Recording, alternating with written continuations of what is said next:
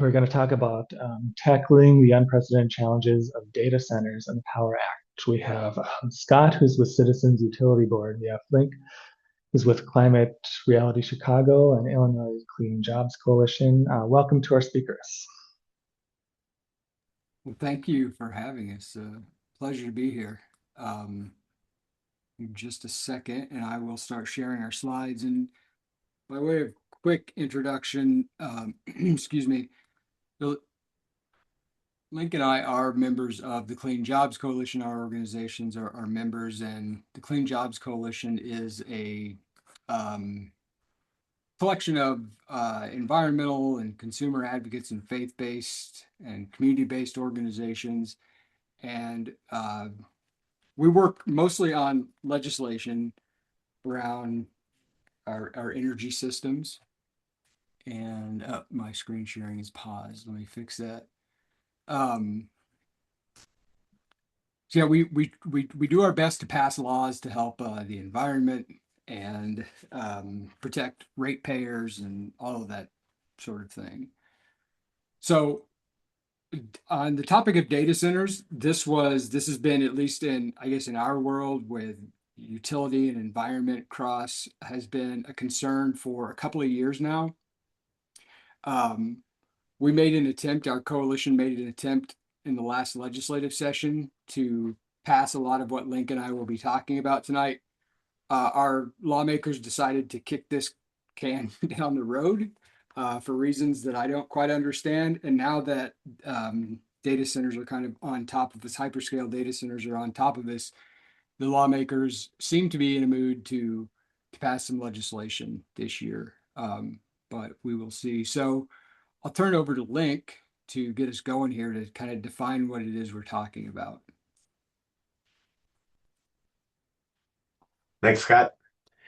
So I'm Linc Cohen. I helped organize the Chicago chapter of the Climate Reality Project, and I represent that chapter in the Illinois Clean Jobs Coalition, where I have several jobs, but most relevant for tonight is that I'm on the negotiating team that's working on the passage of the Power Act, which you'll be hearing about from Scott in very short order. But let me start off by answering a simple question. What exactly is a data center? Turn on your computer or go to the browser on your phone. Ask Google or ChatGPT a question. Your question goes through a data center and an answer comes back. Order a new snowblower from Amazon. The data center makes sure you get the one you ordered, and you get it before the snow has turned to ice on your sidewalk. Post your latest sales pitch on Facebook. Meta's data center shows it to the world. Buy some Bitcoin. It was probably mined in a small data center. Next slide. Those sprawling single-story buildings are packed full of servers and other hardware the industry calls compute. A hyperscale data center campus can occupy anywhere from 200 to more than 1,000 acres. The electricity it takes to power a 100 megawatt data center would supply 80,000 homes. And some data centers that are being proposed now are rated at 10 times that, 100 megawatts. So it's a lot of electricity. By the way, did you go to the polls earlier this month? You might be aware, or maybe it didn't show up on your ballot. Meta, the Facebook operator, spent tens of millions on electing data center friendly state legislators. Why? Well, siting, building, and operating these data centers is big business. And they don't want legislators limiting what they can and cannot do. But all that money didn't pay off very well. Only one of their four candidates won in the primary. This next slide gave me an idea of what a data center looks like. Data centers use a lot of power.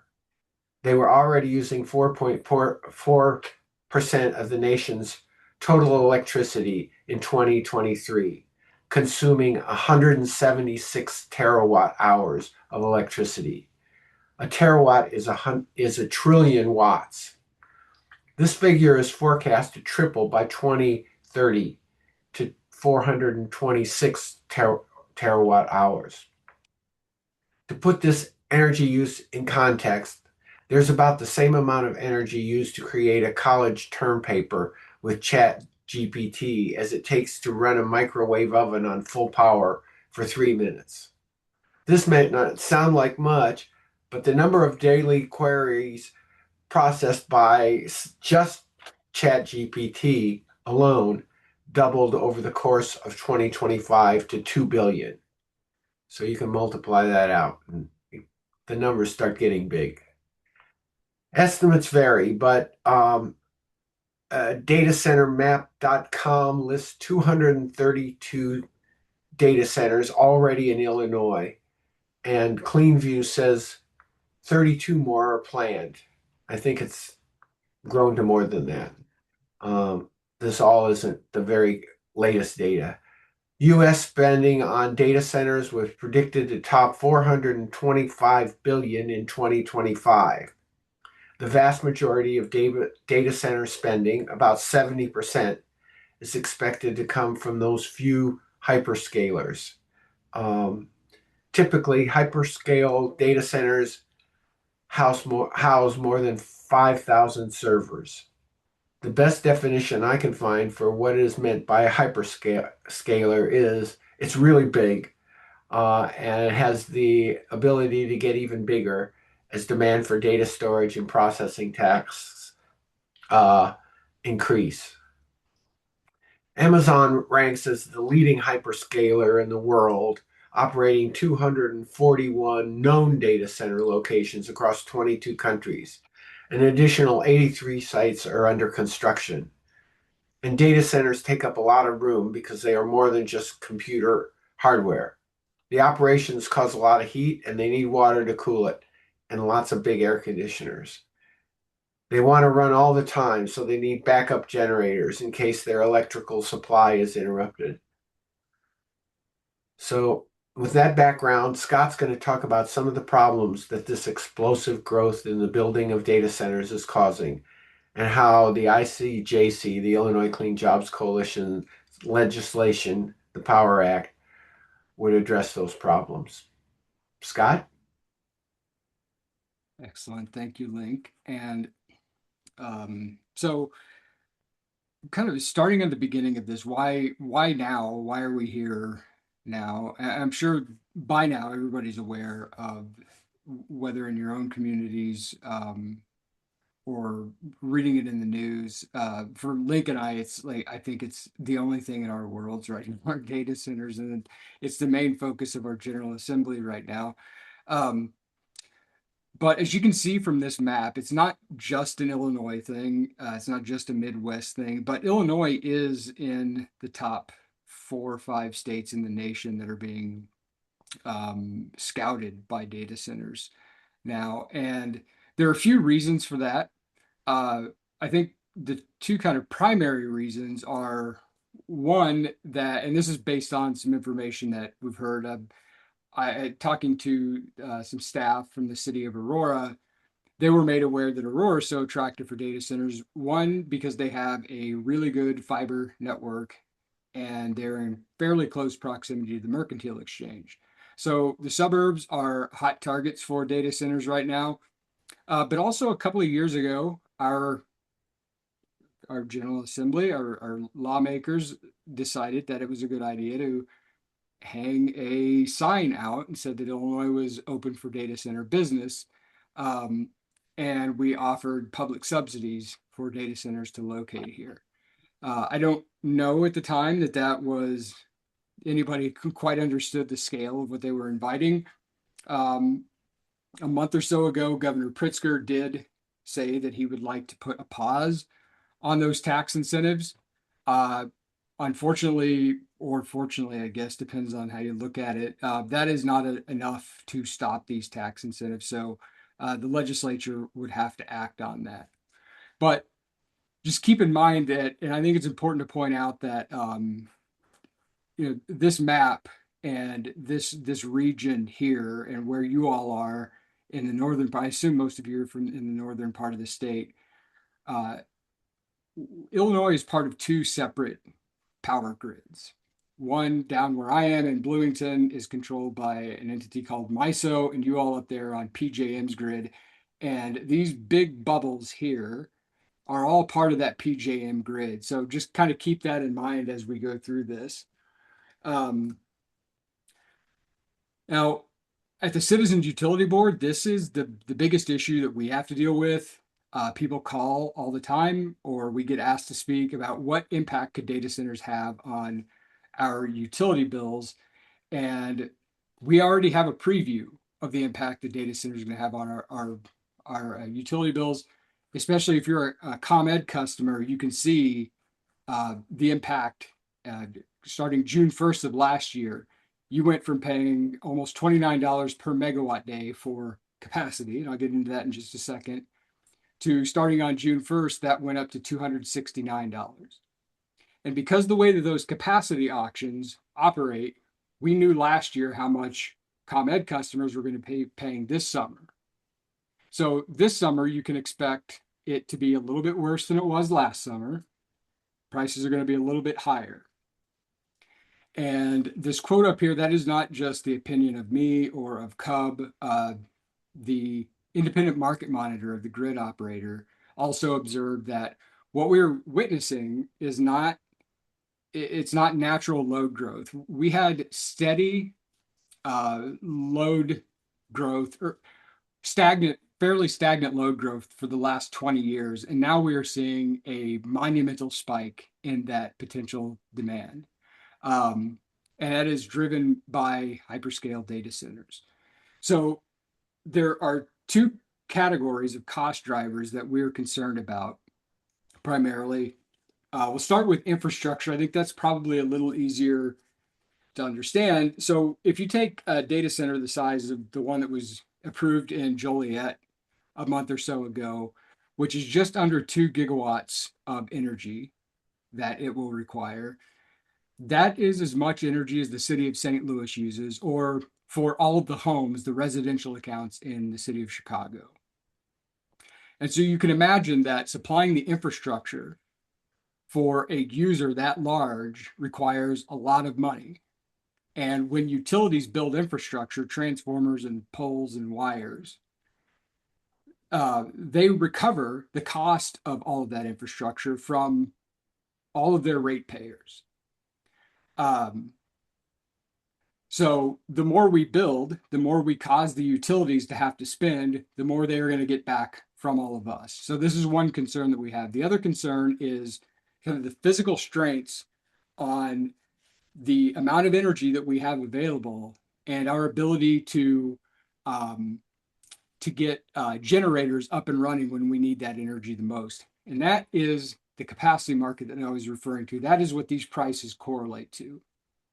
So I'll try not to get too deep into this because it gets pretty tangled up pretty quickly. But the role of PJM or any grid operator is to ensure that there's enough electricity on the grid, that it goes to where it needs to go, from where it's produced to where it needs to go. And one of the functions they serve is to create a marketplace. They create a marketplace for energy and one for capacity, for example. And the difference between energy and capacity is the energy is what keeps our lights on. It keeps our homes powered, and it's what we pay for. Capacity, though, is the ability for all of the generators in the PJM territory, the potential for them to generate power. So let's say that I'm a 100 megawatt power generator. In normal operations, I run at about 40%. That's enough on a day like today where the weather's not extreme to keep everybody's lights on. But in the middle of August, on an afternoon, about 3 o'clock in the afternoon, people are turning on their air conditioners, they're coming home from work, And that causes our demand to spike pretty high. So PJM's job is to call on these power plants and say, hey, we're giving you 4 hours notice that you have to turn on by this time and ramp up your generation until this peak dies down at about 9 o'clock in the evening. In order to get those power plants to the table to produce, they run this it's kind of like a reverse auction where PJM, they take account of all of the load they have on their system, all of the generation that they have on their system, and all of the battery storage and all the energy efficiency measures and all of that stuff. And they use a lot of models, they use weather models, and they're trying to guess over the next 1, 2, and 3 years, how much capacity, how much energy are we going to need to generate from our highest to our lowest? Do we predict that we're going to have next year and the year after? And then they take that information to these power generators and they say, this is what we're looking at. Can you pledge to put your 100 megawatt plant into this capacity? Now, we may not call on you. You'll get paid either way. We may not call on you, or we may call on you and say you have to turn on. And so a power plant bids in. And when they do that, they're considering how much is it going to cost for me to run. Let's say that I have a gas plant that I also own that I will only run when called upon. So it might only run a few hours per year, and the rest of the time it sits idle, and I make money off of that plant. So what is happening is that we're seeing data center developers talk to several utilities within PJ. So they're talking to ComEd, and they're talking to utilities in Indiana and Ohio and Virginia, that part of the map where we see a lot of those big bubbles. And they're saying that we could, we might build a data center here, we might build one there. And all of these utilities are reporting back to the grid operator that we had a conversation with this data center. Now, the grid operator knows that not all of these data centers are going to be built, but they can't roll the dice on which ones are going to be built and where and when. So their job is to assume that all of this load is going to come online, and they have to be prepared to serve it.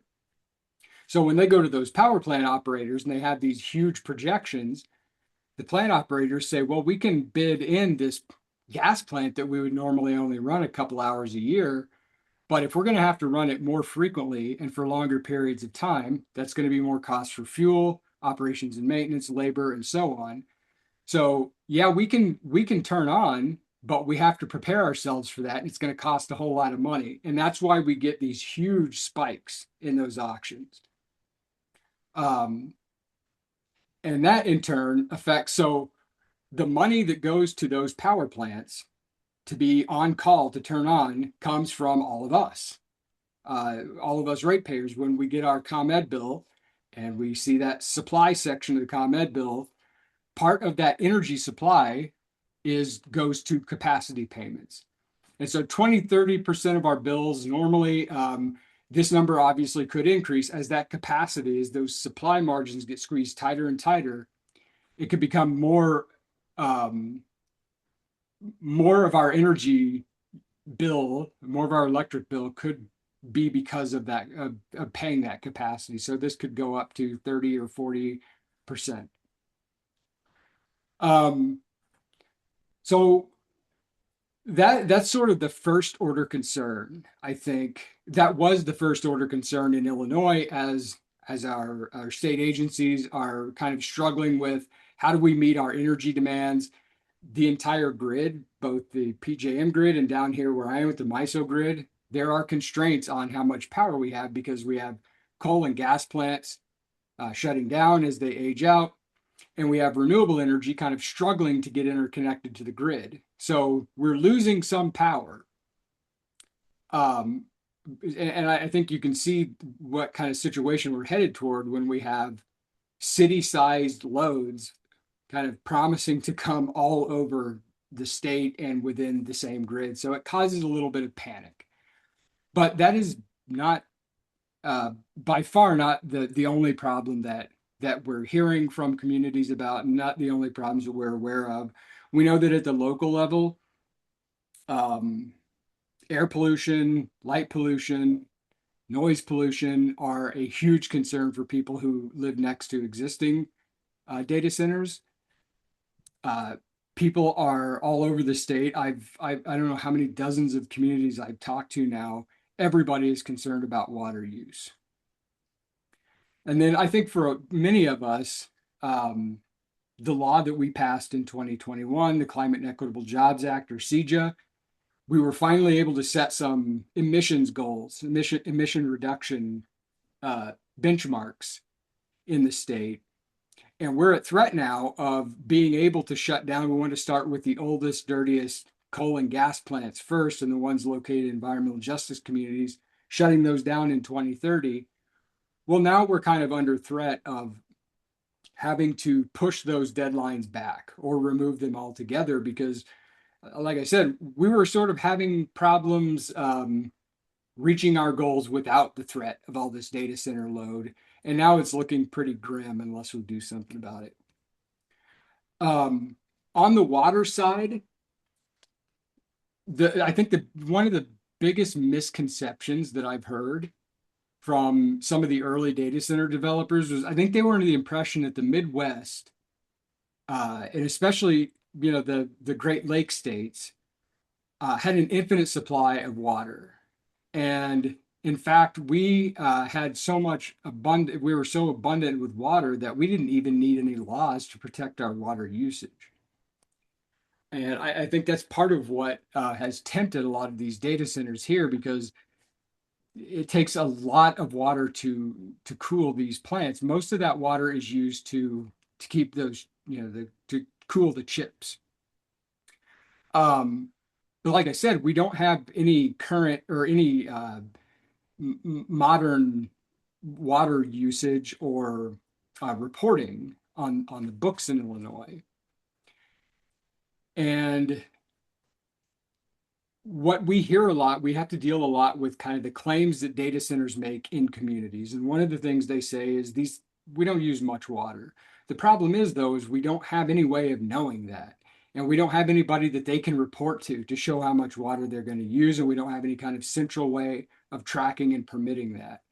On top of that, whether or not a data center uses more or less water than they claim to, we know that they use a massive amount of power. And we know that thermal generation, like coal and gas and nuclear, also use tremendous amounts of water to cool themselves. So the more gas plants and nuclear plants that we have to build in the state, that is also going to put a huge strain on our water systems. Another part of the problem, or another problem that we've seen, is when if a data center is sort of being honest at the local level with how much water they need and where it's going to come from, we've seen a lot of this hidden behind non-disclosure agreements between the data center and the local jurisdiction. So with all of this, it's really hard for us to predict what state this will put our water resources in. And I think it's worth pointing out also that geographically, about 80% of the state has been under some level of drought for years, from extreme to mild drought. So water is not as abundant here and as infinite as I think as it seems like some of the data center developers seem to believe it was.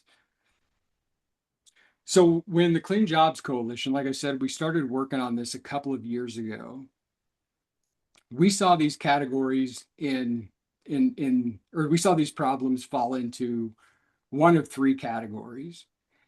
And each of them can be dealt with on a different level. A lot of the land use issues, a lot of the noise and light pollution issues, those are things that have to be dealt with at the community level, at the municipal level or at the county level.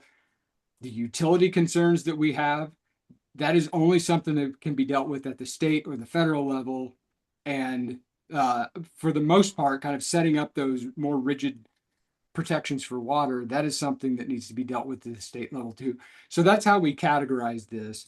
And that's kind of how our solutions fall. So we're going to talk about some of the pollution or solutions that we have proposed in the Power Act, the Protect Our Water, Energy, and Ratepayers Act.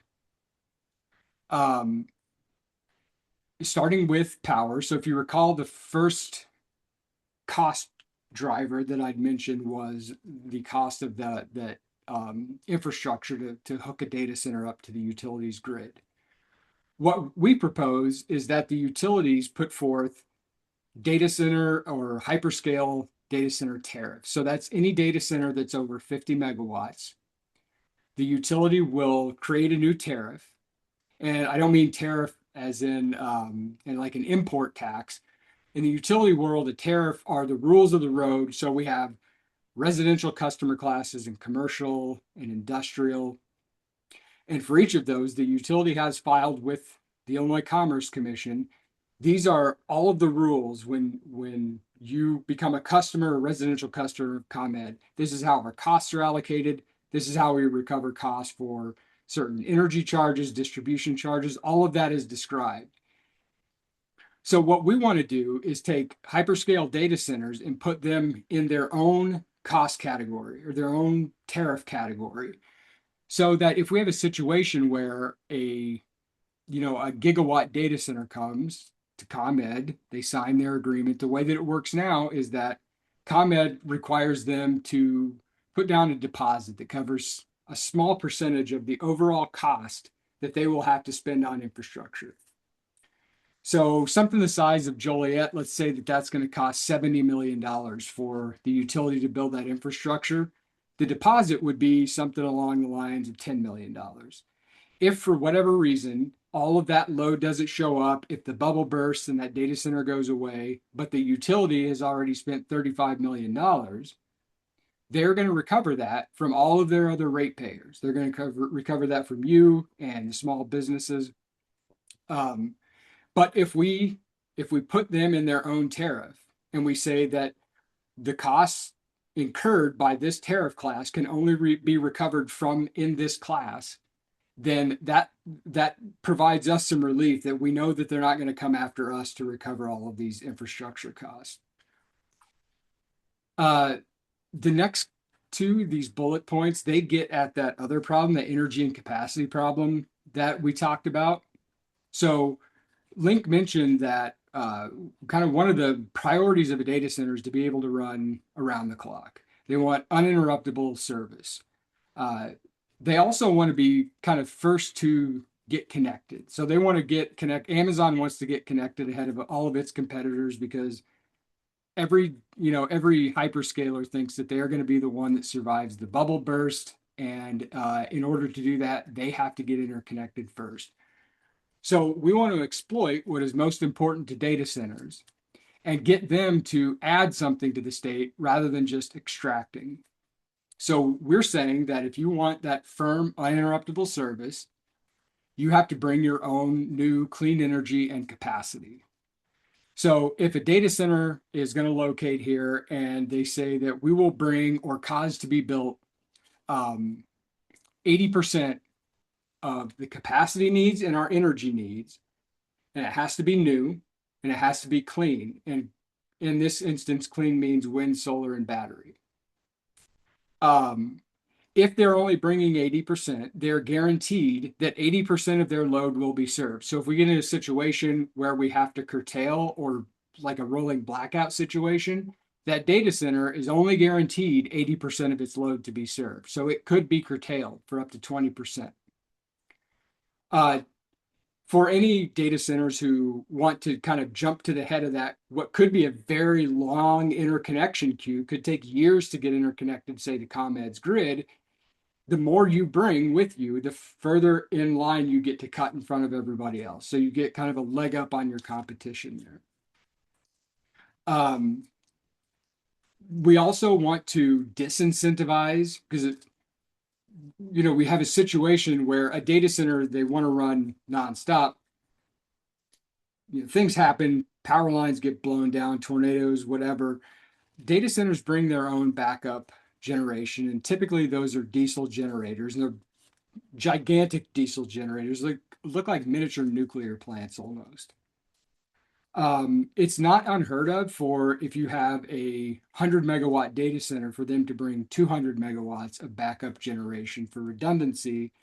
And we want to discourage that for some pretty obvious reasons. I mean, aside from the fact that that is a whole lot of really disgusting pollution that those generators pump out, it also tends to drive people out of their minds.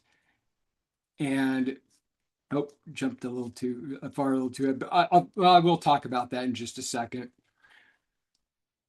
So all of that stuff that I mentioned, all of those kind of fixes on the energy side, we would get to those by amending the Public Utilities Act.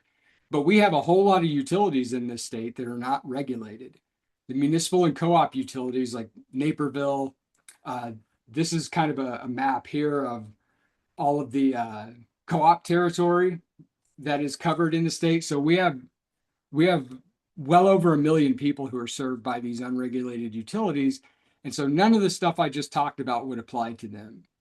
So in another part of the bill, we say that municipal and co-op utilities also have to do some planning to see what impact these data centers are going to have on their grids, make sure that their ratepayers or their members and owners are also protected from subsidizing infrastructure costs.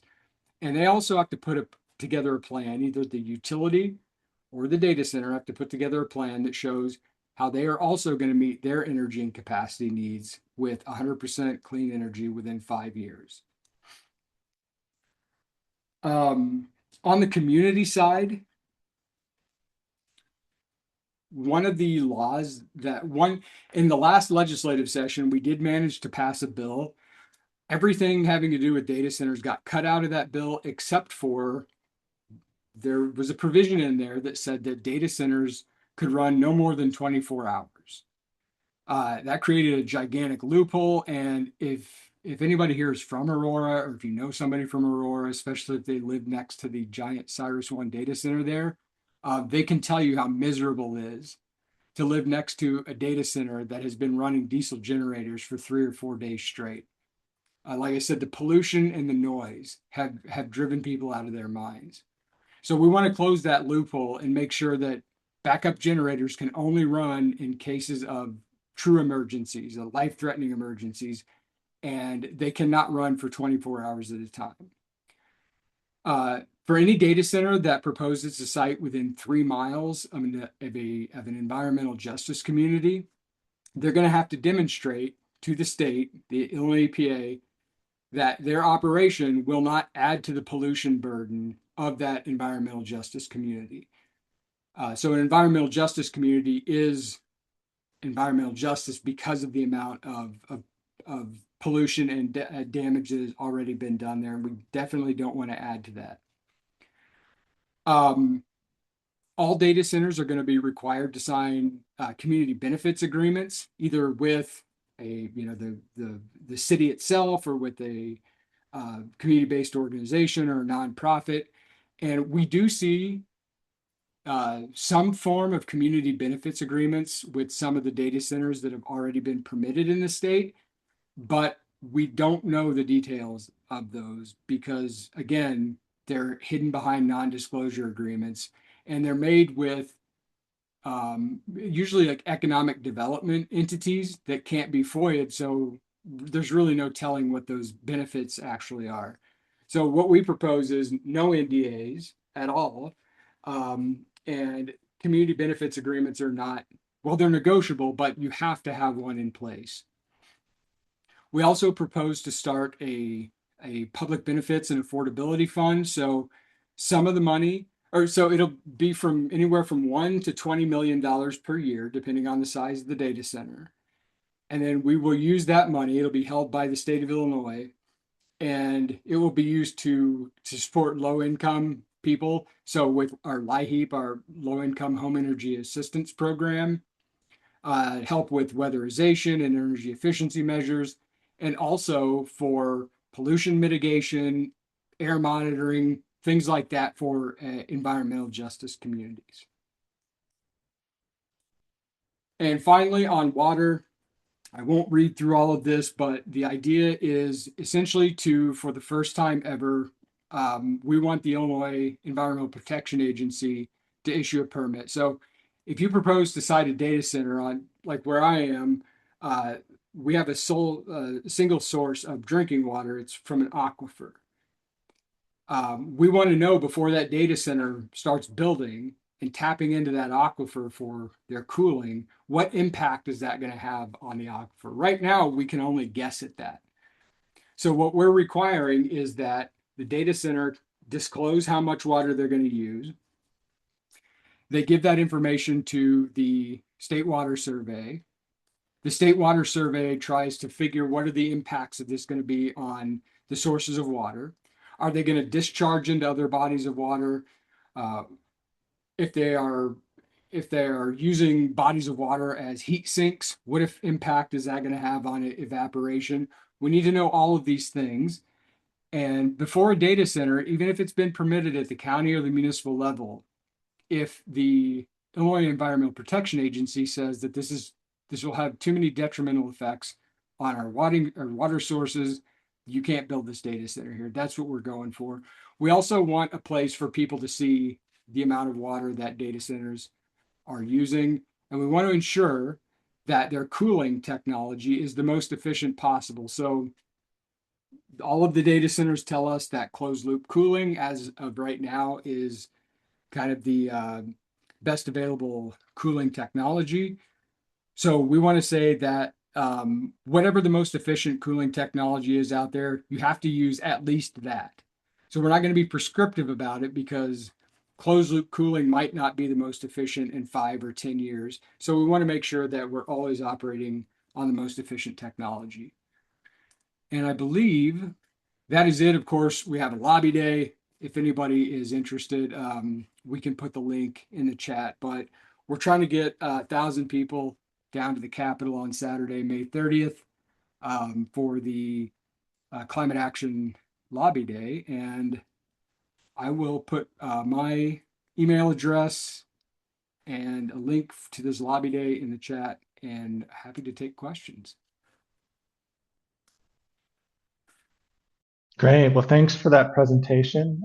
We have a lot of interesting questions coming in from the audience.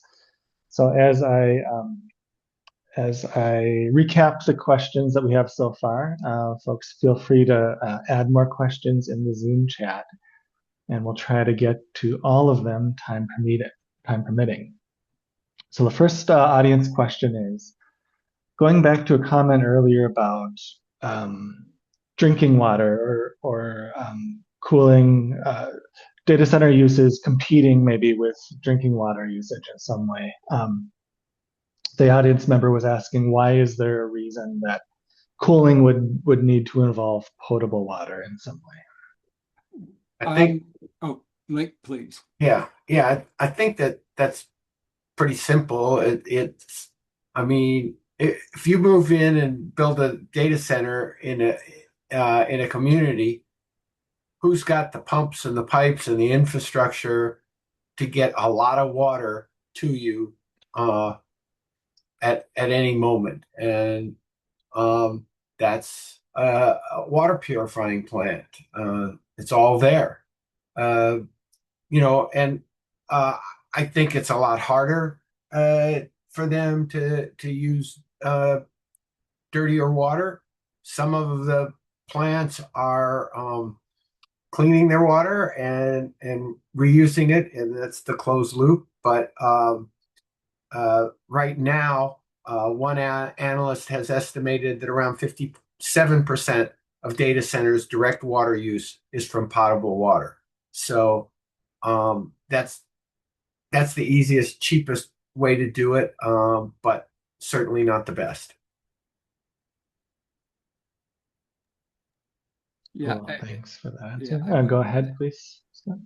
No, I think that's a good answer, and I would think about it too. Like because we don't have I used to live in Springfield, and Springfield's source of drinking water is Lake Springfield, which is also the source of water to cool all of their coal plants. And we've run into, like, nobody tells you can't do it that way. And we run into situations where in a drought, we've got to start worrying about whether or not we have enough drinking water and be able to cool the coal plants. So Sort of the same situation. Another question from an audience member is going back to a visualization we saw earlier with map and where data centers tended to be located. It appeared in some way that data centers were clustered in common with places where there's a lot of population. And why would it be that data centers seem to tend to be clustered together with high population areas?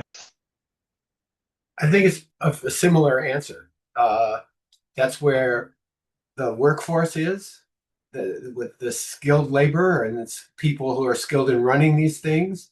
That's where the infrastructure for getting the electricity to the data center is. Uh, uh, that's where the fastest access to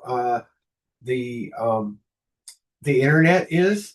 So I think, it's pretty much, again, it's do you want to go out where there's empty land and uh, build transmission lines and transformers and all that, or do you want to just go somewhere where you need a little substation and you're set to draw all the electricity you need? Well, thank you.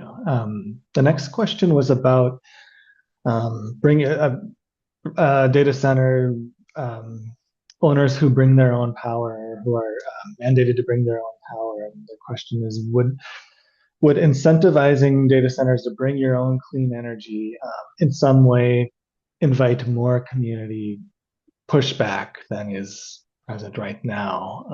And as an example, would having data centers build up more wind farms, more solar power farms, encroach on neighborhoods in some way that would result in more push?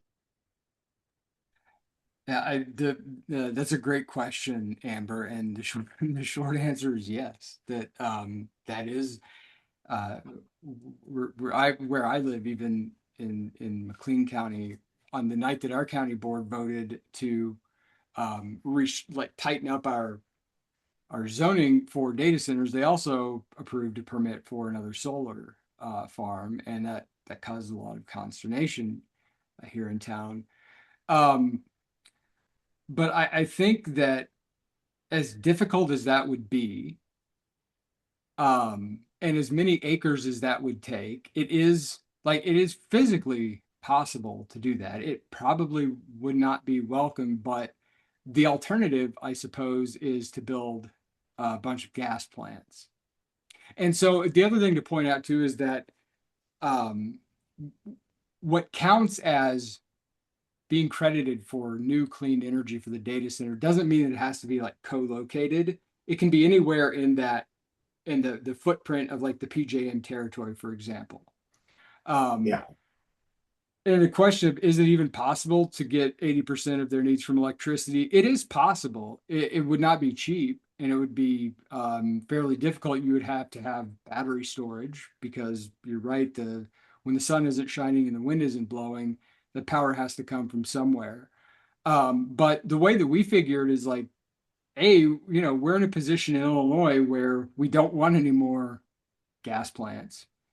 It takes 5 to 7 years to even build a gas plant. The only energy source that we can deploy on the same time scale is renewable energy.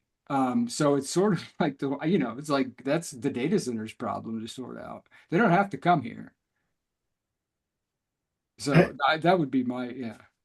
Yeah, just to add something that uh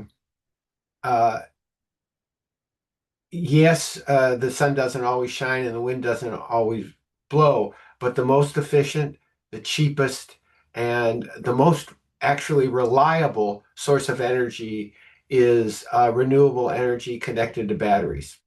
So that when the wind isn't blowing and the sun isn't shining, you can draw your electricity out of batteries. Uh, and that's much more reliable, much cheaper, and much cleaner than any other way to do it. Well, I see a related question about has something like this worked in other states? What has been the experience with other states who may ask data centers to bring their own power, similar to what would happen with the Power Act? I think I think that well, Scott, if you've got a definitive answer, but I think that there's been a few states, Minnesota being one, and I think that a couple others that have taken steps in that direction. But our bill is by far the most comprehensive that any state would have if it would pass as it's written now. Yeah, I think a few other states are starting to kick around the idea of how can we get them to bring their own supply. Now, some states are not as interested in renewable energy as they are in any energy. But like Linc said, we've heard a lot from the data center people saying no other state is thinking of asking us this. Like, well, then go to the other state, I guess. So we've talked a lot about power, electricity. Are there plans, are there proposals about requiring data centers to bring their own water supply or source their own water supply in some way? Sort of. Well, not like not bring their own water. I mean, I suppose that a lot of them have their eyes on Lake Michigan, and they would like to use the infinite Lake Michigan water for that. But we want to make sure that they're not depleting or having a detrimental impact on our, especially our drinking water. But if that water is discharged, if that water is sent to the water reclamation district for cleaning, then we expect the data centers to pay for all of that infrastructure and, not spread those costs out among other ratepayers in a municipal or a county water district. So I'm quite pleased that we have a lot of questions come in, and so this is a really hot topic for everyone. Before I go on to the next question, I want to acknowledge that it's getting to be 8 o'clock, and if either of our presenters are able to stick around for a couple more minutes, we do have a few more questions. Sure. So if either of you are able, I'll go on to the next question, and feel free to raise your hand when you need to drop. Are either of you in collaboration with Illinois Pollution Control Board? The people who are water experts are dealing kind of with the Illinois EPA and the water survey, and I don't know if the Pollution Control Board has been part of that. But I would imagine that once legislative working groups and negotiations kick off, then we will probably hear from the Pollution Control Board. Yeah, they'll definitely have a voice in all of this. The governor makes sure that everybody in his administration uh, uh, gets to have their particular interests aired out and make sure the legislators hear them. There's a specific question about the quantum site in South Chicago, and are there any thoughts on potential impacts of that site on in that area? I've said since I'm not a Chicago boy, I will stay away from that and let Linc. I know that it's fraught, so Linc. Yeah, it's something that the governor wants very much, um, and it's not clear to me it's not clear what the impact is. I just don't know enough about it, and I'm not sure anybody does. Uh, so I don't have a good answer for that question. Well, thank you for that answer. And I have one more question that I see from the audience. I know it would only account for a small percentage of water usage, but at the very least, these data centers should be mandated to put solar collectors on their large flat roofs. Any reaction to this sentence? And every other flat roof in the whole state, not just the data centers, but right on. Yeah. Couldn't agree more, Steve. Cool. Well, thank you for spending that little bit of extra time. I think we got to all the questions that I could see. Sorry if I missed any of them. Thanks again to our presenters. Thanks for the great presentation and the thoughtful answers. Well, thank you so much for having us, and really appreciate it. Great. It was a lot of fun. I love the questions. I love people thinking about this stuff. I hope you talk about it. And thanks very much for listening to us. Great. Thank